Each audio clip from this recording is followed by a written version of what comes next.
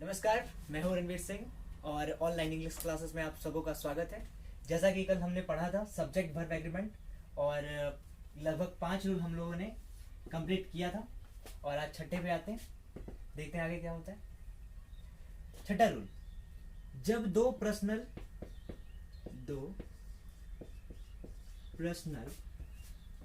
Pronoun जैसे ही, सी, आई, you, personal pronoun ऐसे बहुत सारे हैं, और या फिर नॉट से जुड़ा हुआ हो। जब दो पर्सनल प्रोनाउन और या नॉट से जुड़ा हुआ हो तो इनमें सब्जेक्ट यानी पर्सनल प्रोनाउन का जो सीक्वेंस होगा, जो भी सीक्वेंस होगा वो 2, 3, 1 के सीक्वेंस में होगा। फिर से एक बार, दो पर्सनल प्रोनाउन जब और या नॉट से जुड़े हुए हो तो पर्सनल प्रोनाउन का जो सीक्वेंस होता है वो 2, 3, 1 के फॉर्म में होता है। अब 2, 3, 1 क्या है? 2 यानी सेकंड पर्सन, 3 यानी थर्ड पर्सन और 1 यानी फर्स्ट पर्सन। ठीक है, 2, 3, 1 के फॉर्म में होगा और इनके साथ जो भी वर्ब का इस्तेमाल होगा वो वर्ब लास्ट वाले जो सबसे निकट है उनके अकॉर्डिंग वर्ब का इस्तेमाल होगा। जैसे कि एक एग्जांपल लेते हैं, either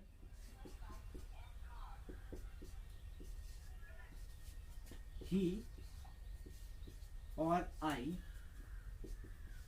is at fault. Either he or I is at fault. तो फॉर्म क्या कह रहा है? जब दो पर्सनल प्रोनाउन और या नॉट से जुड़ा हुआ हो। दो पर्सनल प्रोनाउन है, ही और आई, और से जुड़े हुए हैं तो इनके साथ जो वर्ब का इस्तेमाल होगा, सबसे पहले हमें ये देखना है कि ये 2, 3, 1 के फॉर्म में है या नहीं। Third person, 1 person, first person, तो थर्ड पर्सन और फर्स्ट पर्सन फॉर्म एकदम सही है, सीक्वेंस। अब देखते हैं क्या अगला फॉर्म, कि वर्ब जो होगा सबसे निकटवर्ती जो भी सब्जेक्ट होंगे, पर्सनल प्रोनाउन होंगे, उसके अकॉर्डिंग होगा। अब सबसे निकट में क्या है वर्ब के? आई, तो यहां इज नहीं लगकर एम लगेगा।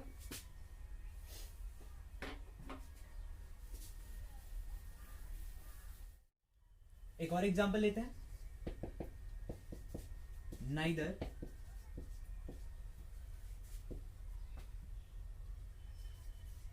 you nor he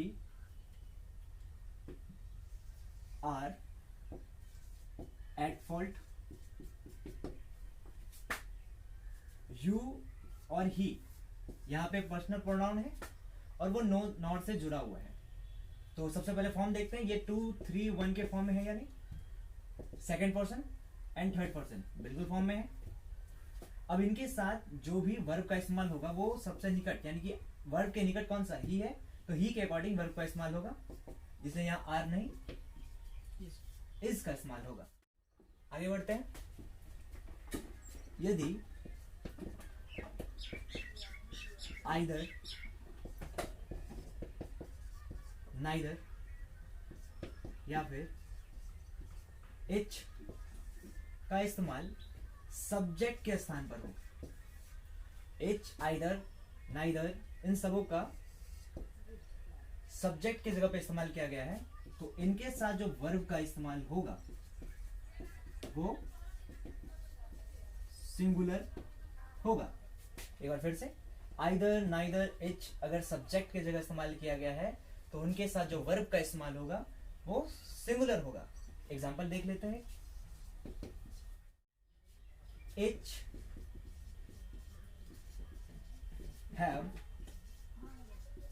come, subject के स्थान पे एच का इस्तेमाल किया गया है तो इनके साथ सिंगुलर होगा, यानी हैव नहीं होगा, इनके साथ एच का इस्तेमाल होगा। एक सिंपल फॉर्म है। एक और देख लेते हैं। He has two daughters. Either are able to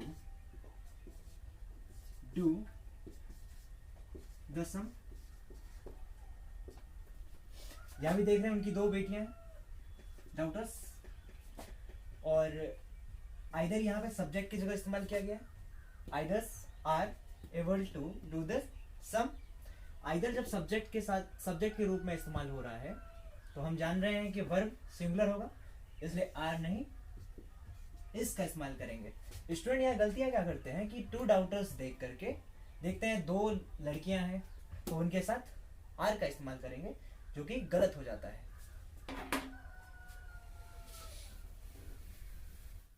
आगे बढ़ते हैं।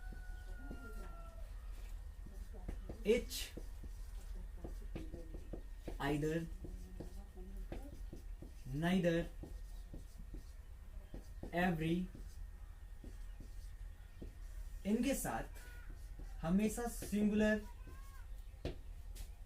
नाउन या प्रोनाउन, सिंगुलर नाउन का इस्तेमाल होगा और सिंगुलर नाउन के साथ सिंगुलर वर्ब का इस्तेमाल होगा।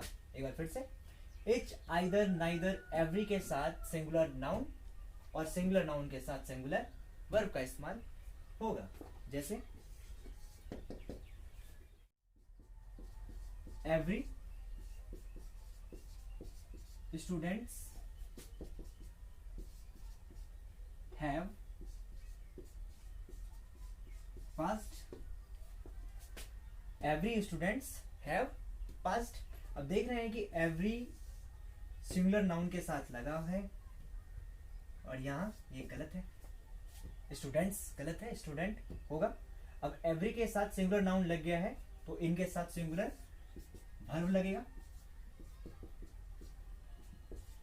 यानी कि हैज का इस्तेमाल होगा। जनरल कॉम्पिटिशन में ऐसे ही क्वेश्चन पूछे जाते हैं एरर में, जिसमें छोटी छोटी गलतियां होती हैं और आपको उसमें ढूंढना होता है, चाहे वो एस से हो या वर्ब से हो। सब्जेक्ट वर्ब एग्रीमेंट में ऐसी ही छोटी गलतियां होती है जिनको सुधारना होता है या ढूंढना होता है एरर जैसे क्वेश्चन में। अब आगे बढ़ते हैं। Each of, either of, neither of,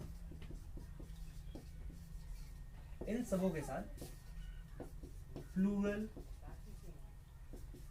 pronoun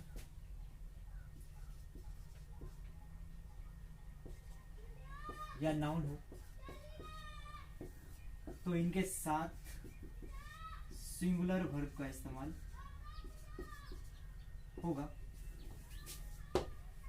फिर से देखते हैं। H of, either of, neither of के साथ प्लूरल नाउन या प्रोनाउन देखने के बाद स्टूडेंट क्या करते हैं, प्लूरल वर्ब का इस्तेमाल कर देते हैं क्योंकि नाउन या प्रोनाउन प्लूरल है, लेकिन ऐसा बिल्कुल गलत होगा। आपको सिंगुलर वर्ब का इस्तेमाल करना है। आइए एक एग्जांपल देखते हैं फिर से। Each of them want go। जैसा कि देख रहे हैं सेंटेंस में each of का इस्तेमाल किया गया है और इनके बाद प्लूरल फॉर्म है तो वर्ब का इस्तेमाल जो होगा वो सिंगुलर होना चाहिए। यहाँ प्लूरल है और सिंगुलर नहीं का क्या हो जाएगा, वंस। अब आगे बढ़ते हैं। एक और एग्जांपल लेते हैं। Either of you are to B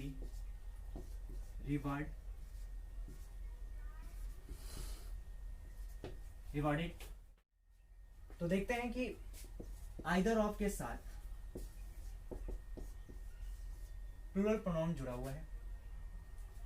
अब इनके साथ इस्तेमाल क्या चीज का होगा, सिंगुलर वर्ब का। और सिंगुलर वर्ब में क्या चीज का इस्तेमाल हो जाएगा, इज का। लेकिन स्टूडेंट क्या करते हैं, यू है तो यू के साथ आर होगा।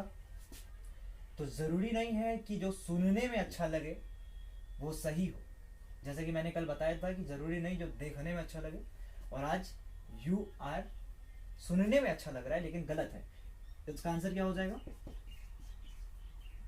Either of you is to be rewarded. काफी एग्जाम में इस तरह का क्वेश्चन पूछा जा चुका है जिसमें स्टूडेंट यू को देख करके आर का इस्तेमाल कराते हैं। आगे बढ़ते हैं। अ नंबर ऑफ और the number of. A number of के साथ किसी सेंटेंस की अगर शुरुआत हुई है तो उनके साथ जो सब्जेक्ट होगा वो प्लूरल होगा, या नाउन हो, या जनरली कहते हैं इसको सब्जेक्ट। और इनके साथ जो वर्ब का इस्तेमाल होगा वो भी प्लूरल होगा। दे नंबर ऑफ के साथ प्लूरल सब्जेक्ट होगा और वर्ब सिंगुलर होगा। एक बार फिर से, अ नंबर ऑफ के साथ अगर किसी सेंटेंस की शुरुआत होती है तो उनमें जो सब्जेक्ट होगी वो प्लूरल होगी और वर्ब का इस्तेमाल प्लूरल होगा। और द नंबर ऑफ के साथ अगर हुई तो प्लूरल सब्जेक्ट सिंगुलर वर्ब। ठीक है। अ नंबर ऑफ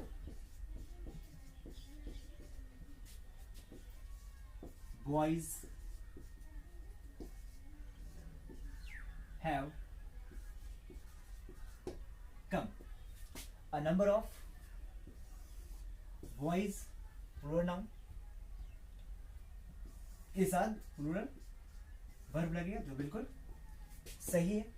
लेकिन यही अगर द नंबर ऑफ होता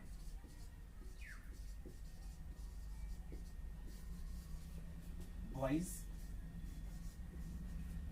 तो यहां हैव की जगह हैज लग जाता, क्योंकि द नंबर ऑफ फॉर्म जो मिट चुका है उनमें हम बताए हैं कि प्लूरल नाउन तो होगा, सब्जेक्ट प्लूरल तो होगा, लेकिन वर्ब सिंगुलर होगी। तो बॉयज हैज कम। ओके, आज इतना ही। मिलते हैं अगले वीडियो पे। जय हिंद।